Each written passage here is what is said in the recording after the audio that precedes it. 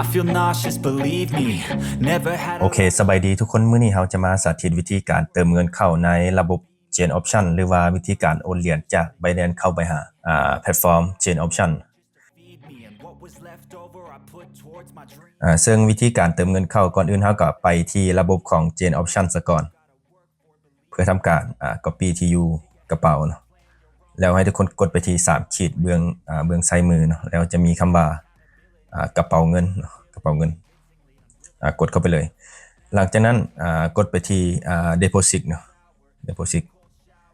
ถ้าเป็นภาษาลาวก็จะเขียนคำว่าเติมเนาะแล้วให้ทุกคน copy เนาะ copy ที่อยู่กระเป๋าของเราไปซึ่งตอนนี้ในเบื้องของกระเป๋าChain Option ของค่อยมีเหรียญอยู่0เนาะหลังจากที่เรา copy แล้วเราก็ไปที่แอป Binance เนาะ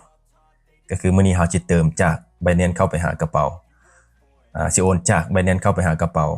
Chain Option แล้วเลือกสกุลเป็น USDT เนาะ USDT แล้วให้ทุกคนกดไปที่ withdraw ก็คือการโอนหรือว่าการถอนนั่นแหละแล้วเลือกตัวที่1ก็คือ send via crypto network การโอนเหรียญผ่านระบบเครือข่ายคริปโตแล้วใน address เนาะตัวที่1ก็คือให้ทุกคนใส่ที่อยู่กระเป๋าที่เราว่าที่เรา copy มาบางทีนี้และระบบเครือข่ายเนาะให้ทุกคนเลือกเป็น BNB Smart Chain ในเบื้องของ Chain Option มันจะใช้ระบบตัวนี้เนาะฉะนั้นในเบื้องของBinance เราก็ต้องได้เลือกคือกันส่วน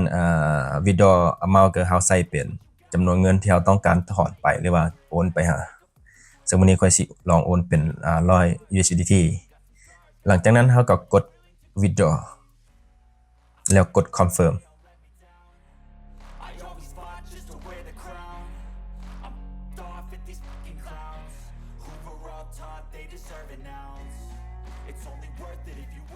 โอเคในหน้านี้มันทุกคนต้องได้ใส่รหัสผ่านหรือว่ารหัส 2FA หรือว่าสแกนลายนิ้วมืออย่างใดอย่างหนึ่งเนาะตามที่ระบบเขาเจ้าแนะนำหลังจากนั้นระบบ Binance มันก็จะทำการประมวลผลการโอนเหรียญของเราก็มีแต่รอท่าเนาะไปรอท่าในเบื้องของ Chain Option ว่าเงินเข้าแล้วบ่